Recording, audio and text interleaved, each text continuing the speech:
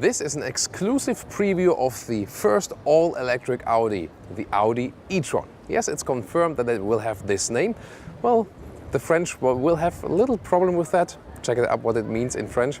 But other than that, it will be e-tron all over the world, and we will tell you here in this preview about the exterior, the basic dimensions, the technology behind it, the interior, which is probably the most interesting part, and we'll also take a first drive along with this new electric vehicle, how it performs there, also from the noise insulation, because that's also one of the key elements. So let's dig deeper into exterior, interior and the driving here in full HD, full screen and full length. Let's go!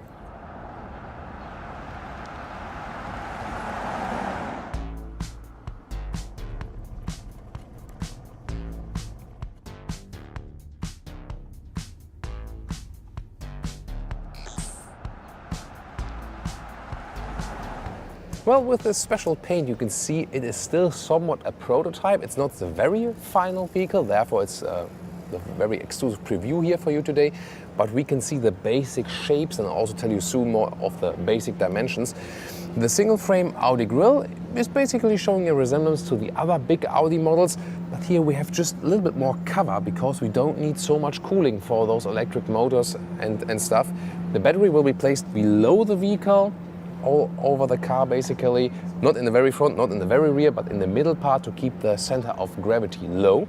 And interesting also that those headlights have this tech or robot look a little bit, so a little futuristic approach. Other than that, this car will not be that significantly different than the normal combustion engine cars from Audi. And it's also one of the strategy to align it also with the rest of the model lineup, not to be so special in comparison to other electric vehicle approaches. 4,90 m or 16'1" is the total length. Well, this is basically full-size SUV size for European purposes at least, and comparable also with the upper class models from Audi. If you think about A6, A7, Q7 or A8, so this will basically be somewhat the same segment, also the same as the Jaguar I-Pace, which is a little bit shorter, or the Tesla Model X, which approximately has the the same size. Has an e-tron badge right there. How it will be final, we don't know yet, but it will probably be pretty close. Those ones here, 21-inch rims. They have also this rather streamlined look. Don't look too aggressive. And this is a world premiere here for a series production car. Those ones are the virtual mirrors, so there is no real mirror. It's a camera right there, then giving you an image in the inside. We will take a look at that on the interior, and also when we drive the car, this is very interesting. We got some crossover style roof rails, and you can see it has some resemblance with the Audi Q7, maybe a little bit lower, something like a Q7 crossover, or a little bit put higher A6 all-road. I would say there's something in between exactly. Long wheelbase also, that you can have a lot of room on the interior, and of course will look even more different when we have the final paint. But you can see here we also have those crossover wheel arches. So what do you think so far? The rear has basically a typical hatch style. Defining design element will be this light strip that goes all over from right to left, or left to right, however you want to define it. And of course the most important figures about this vehicle is that the real driving range is supposed to be about 400 kilometers. Also 400 horsepower power output with 2 electric motors, one on the front, one on the rear axle. And the battery capacity, also according to the range for the size of that vehicle, is 95 kilowatt hours. And that's again directly in this segment where also the two main competitors are. Of course, we're really looking forward how this real answer from the classic industry to the Tesla will perform also on the road.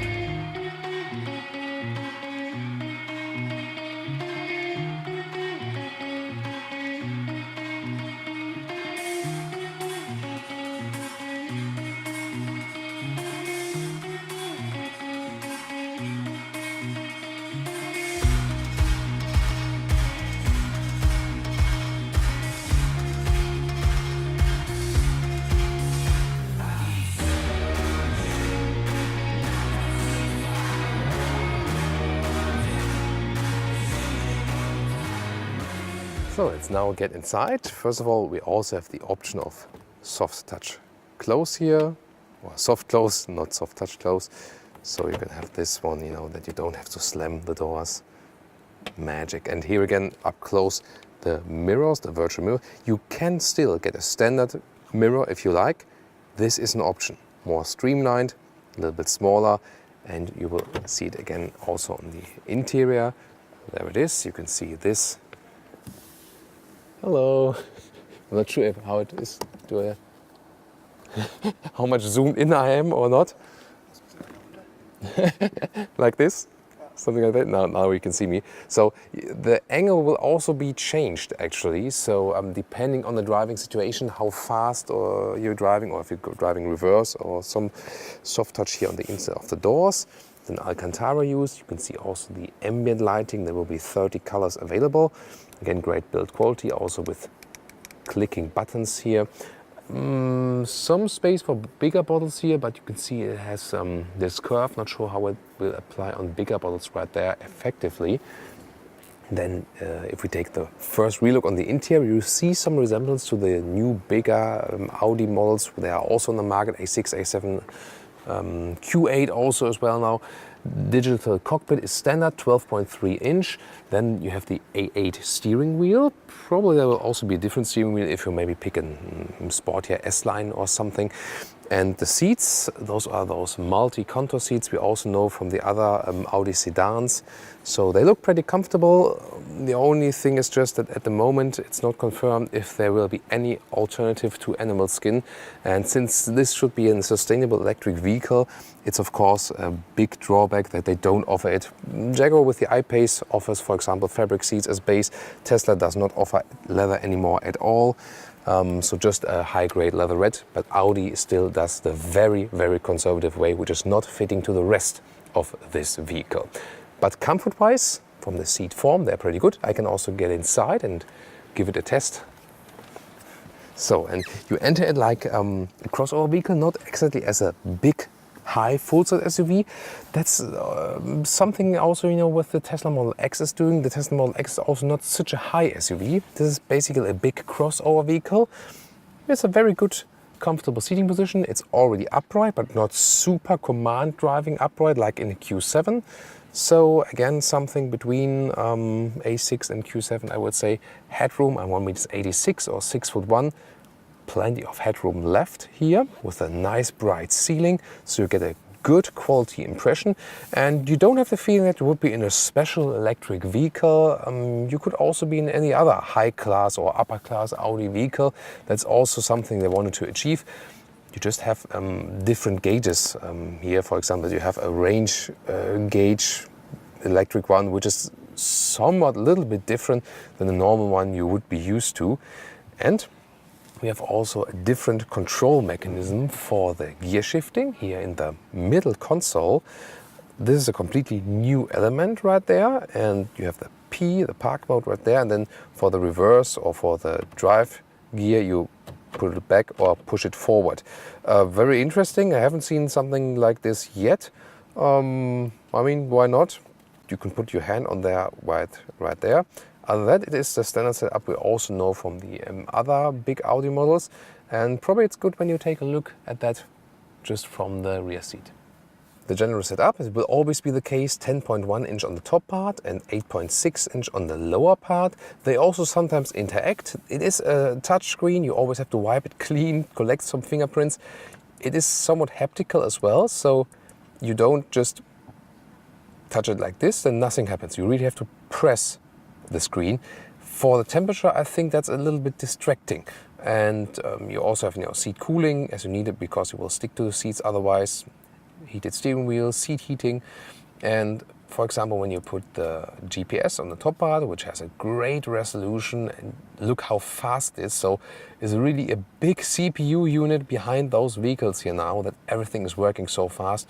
When you, for example, enter a destination, then search for something, for example, then you can enter it on the lower part, for example, here in Könighorn. So, but if I want to go, for example, to Aarhus, for example, I can enter this one here and then see another R. Not sure why it's Maybe it's set on another. Yeah, it's set on Germany. That's why it's not finding Aarhus right there. But you can see how you can interact with writing on the lower pad. Oh, that was Aarhus. And then something appears on the top part. So when standing still, it's really a cool solution. When driving, it's sometimes a little bit distracting. We also have a pretty cool camera system here inside the studio. We cannot see so much. Also because the side door is open at the moment, but it will be the same 3D camera system. You can see here also have the visualization of the vehicle right there. Hey, this is maybe a good clue how the car will really look like. So probably someone will mention this as a time code, because this car here does not have camo paint. Psst, I just found it out, no one has to know. This is the light strip. Side profile. Play that again.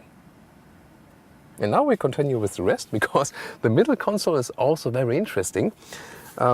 First of all, very fixedly attached, good build quality. And the very special thing is you can see behind this drive selector here, there's basically a gap. Also here and here, this is a floating element. This is a new design element to give you something special, also again with the ambient lighting.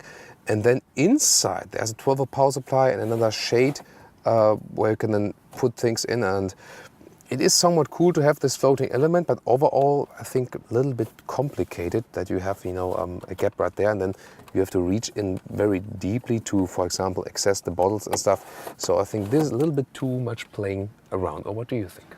Now the versatility check. As for the rear compartment, it is somewhat a long vehicle and I would expect a lot of legroom, and yes, you do have that. I could put the seat a little bit more upright as well, but there's already now, as I would be seating, still a lot of legroom left. That's also the advantage of an electric vehicle with, you know, long wheelbase. Don't have the middle tunnel and stuff. Headroom also pretty good. There will surely be also an optional panoramic roof. And well, on the middle part, you don't have the middle tunnel, so it's relatively flat here in the middle area. So you can also change seats. You can see here there's no big middle tunnel because the all-wheel drive is just separated with the motors. But then again, you have the thick element here with the third and fourth USB supply, and also the optional 4-zone AC. And then this, just the middle console element, then again reduces the space. So I think this would be something where they could have made this one disappear a little bit more and then really use the advantage of the electric vehicle. You can see how the middle tunnel disappears, but then again, you have to be small to be able to sit in here. My one favorite element is, by the way, always the illuminated seat belt holders. This is a pretty cool feature. And you can already flip the seat from here, like this. And I would say we should take a look at how it looks like from the trunk. And let me get outside here. So, and the trunk is normally 600 liters with this electric hatch. Here we go. And that's, you know, it's a little bit higher. We also have the batteries in the bottom of the car, but still a lot of room right there because you don't have to just push it all over the rear. So pretty flexible. You can also flip the seats from here like this and this.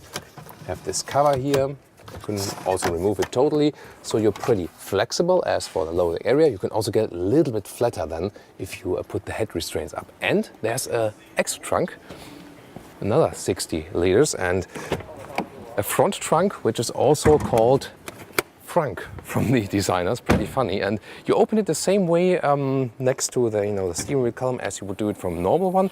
And then we can also store, for example, some cable equipment right there. It gets a little bit darker now, sorry, but this is the optional cable equipment. And you can get different cables depending on what you want to plug in. And it's a good way to store it, then you don't have it all over the rear trunk. Now welcome to Thomas's driving lounge, the driving part of this exclusive preview, with me not driving today because I'm not allowed to yet.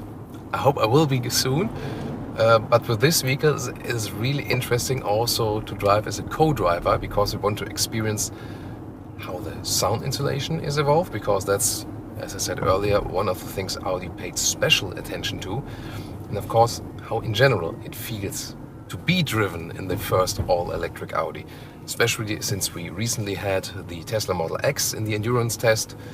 And we'll soon also take a look at the Jaguar I-Pace, 3 cars then which are pretty similar in capacity, power output, and also somewhat in price. And then we can give you more details also on the comparison. And of course, one of the first great things is it's just a silent ride, especially when we are, for example, here stuck in traffic. That's something that is in common with all electric vehicles, of course, but you already feel when standing still that, you know, one of the core advantages, also the combustion engine Audi models have, the sound insulation.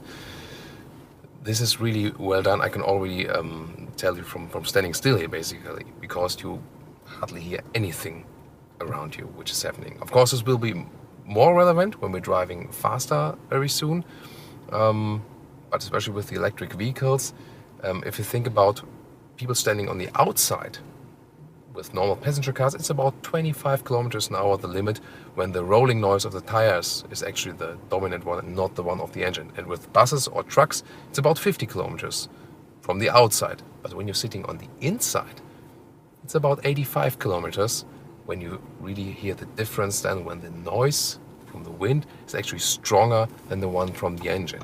And I also experienced it, by the way, with the Smart 4.2 electric convertible, where you feel like when you're driving 70 kilometers an hour open top, and you feel like driving a bicycle with 70 kilometers an hour. That's really, really funny. And then just when you're going a little bit faster, then the wind noise really takes over everything.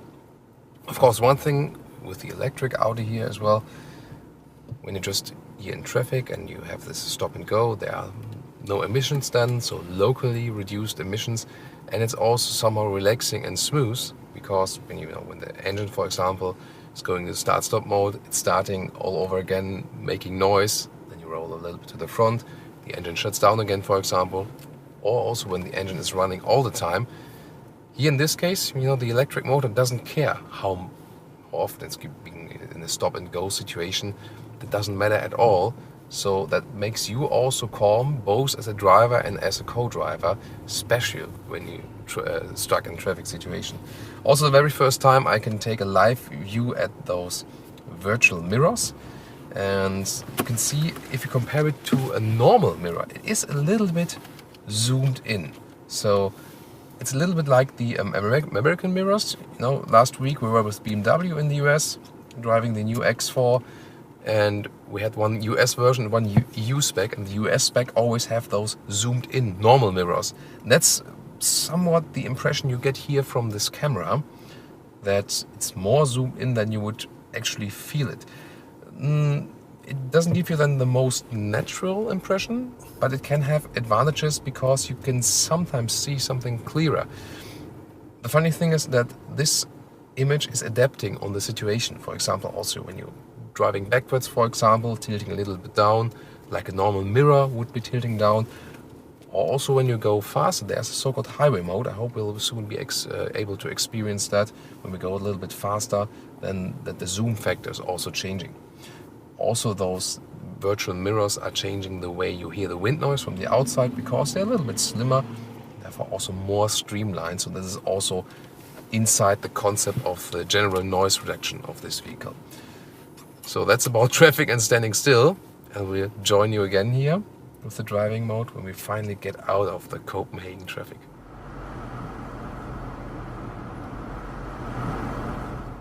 So now we can finally see the road. Why don't you hit the throttle? Yeah, way to go. So you feel there's instant torque from the electric motors.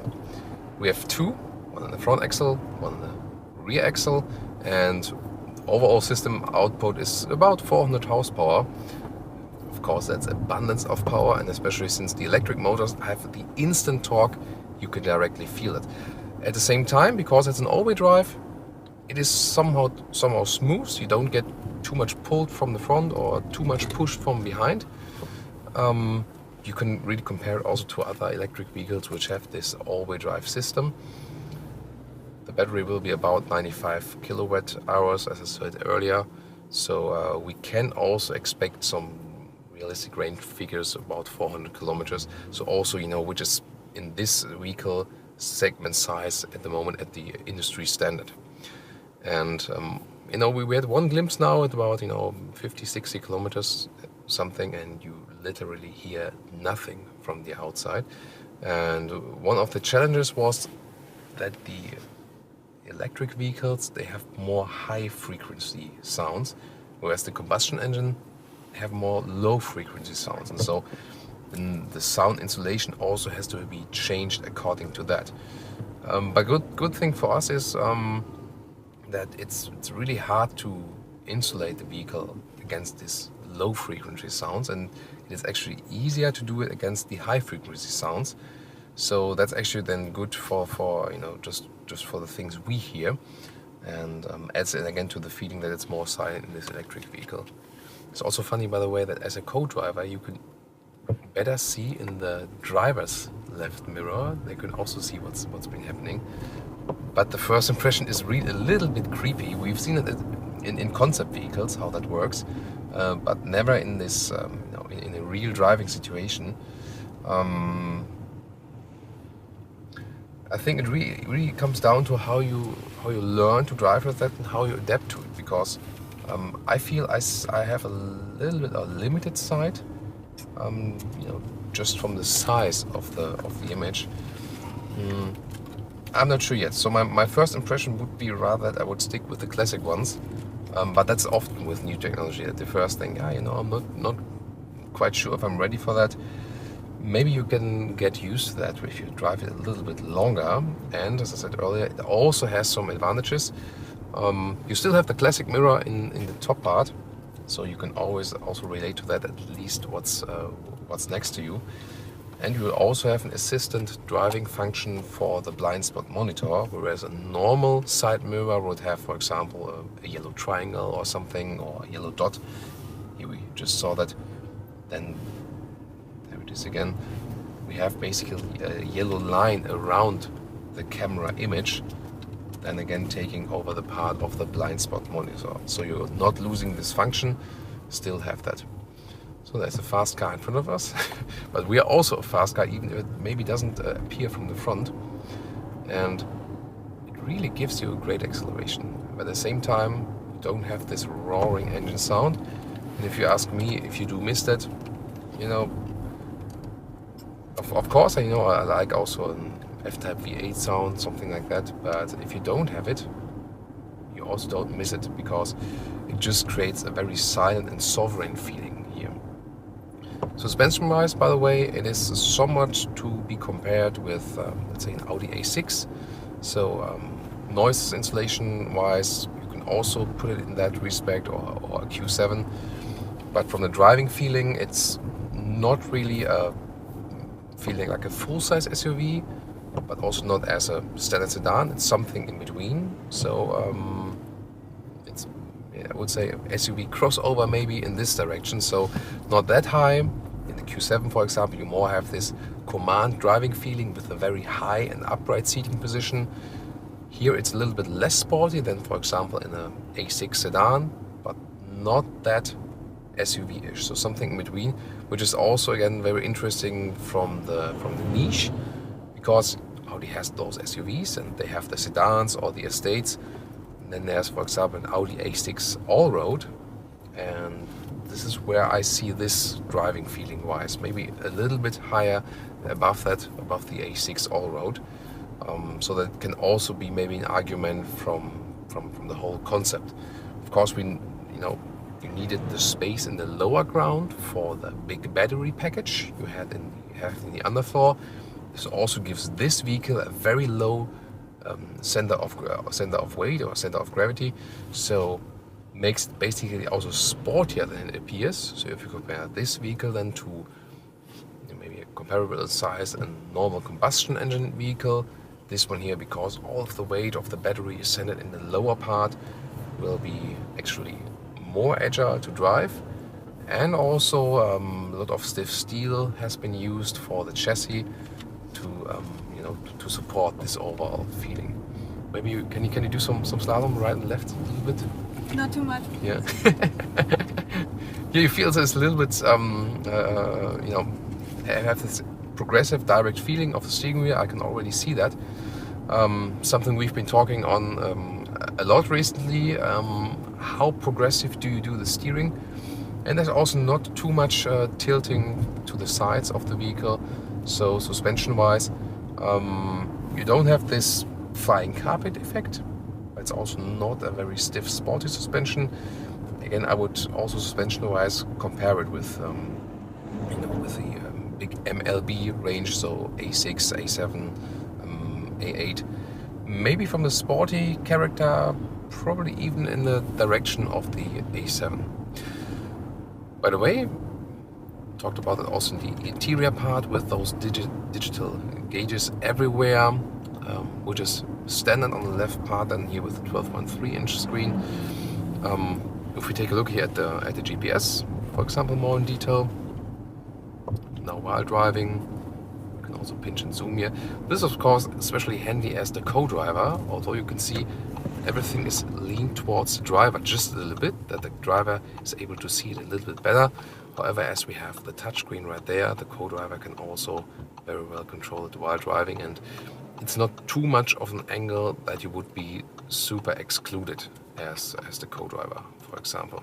In the lower part, of course, there's a reason that we have this 2-zone or 3-zone AC, because you can always get the haptical feedback and then control it like this. Or as a driver, as I told you in some earlier reviews from the new bigger Audi models, you can also control via voice. That's coming more and more, that you can also use the voice commands, set the temperature like this, because sometimes we get the feedback people are missing the turning and pressing knobs. I do sometimes too, but with the voice command you can maybe also have a good control over that without being too much distracted. So the overall driving feeling here, in on the first kilometers we could take with this car in our exclusive preview, it feels pretty much normal. That's probably a very important thing to a lot of potential customers, that you don't have a big transition from the cars to the all-electric vehicle. To me it feels just better in a way that it is more silent, it's calmer, the speed, how you can apply it, how you feel it is very smooth. Of course, as it has so much power, when the driver really hammers it, it is as a performance car, as a co-driver you feel basically. So you should probably tell the driver, keep it simple, keep it calm, don't accelerate too hard, unless you maybe a really co-driver, so you already feel the power as a co-driver pretty much. But other than that, it's a normal refined Audi as we know it, just a little bit more silent, and definitely shows where the brand is also heading to as for the drivetrains, especially since diesels are not the most famous ones at the moment in some respects anyway. As for the range here, it will not replace yet someone who maybe has to drive 40,000 kilometers a year and being on the road every day for a very long time. But as long as you have the charging possibility at home or at work on a regular basis, this can really make total sense. And as we recently also experienced with other electric vehicle reviews. So to me, most important thing is actually the charging infrastructure. This will count for this vehicle as well. Audi is starting on also another project on this issue, where they try to offer the whole charging service as well. They basically take on this job for you. I really wonder if that's going to work. Maybe I'll try that out myself even at a later stage, because I at the moment still have a problem that I want to install some charging infrastructure in the basement garage, but the other owners won't comply with that because they are afraid of evil electricity. Well, that's for sure also one of the myths you have to uncloud with the electric mobility. There's nothing so bad with recharging vehicles, I can tell you. I've tried it a couple of times and I was not burned, and also the charging infrastructure did not collapse, but some people still think it does. Of course, it will be an issue when like 100 cars are charging at once in one place, then you need a proper infrastructure for that. But you can buy that at any time. You just go to the next service provider of the infrastructure and say, I want 100 charging stations, and it's being done. You can get anything, you just have to pay for it basically. So some more rounds here, some more corners with the car. Good testy definitely in the traffic, because the driving situation will be primarily also in the city for such an electric vehicle, as it makes especially more sense here than maybe, as I said earlier, if you have this, long-term commuting, for example. Since the German manufacturers are now also introducing those new supercharging station, there will be more and more coming all over Europe from this Ionity network. This could also be then a solution for longer motorway trips, for example, that you can also recharge with a DC fast charging when you have a stop right there. So pretty interesting, this first ride here in the Audi e-tron, and I want to hear your comments as well, what you think about driving this vehicle. And soon, or the next time we see us here with this vehicle, I'll be for sure behind the steering wheel myself.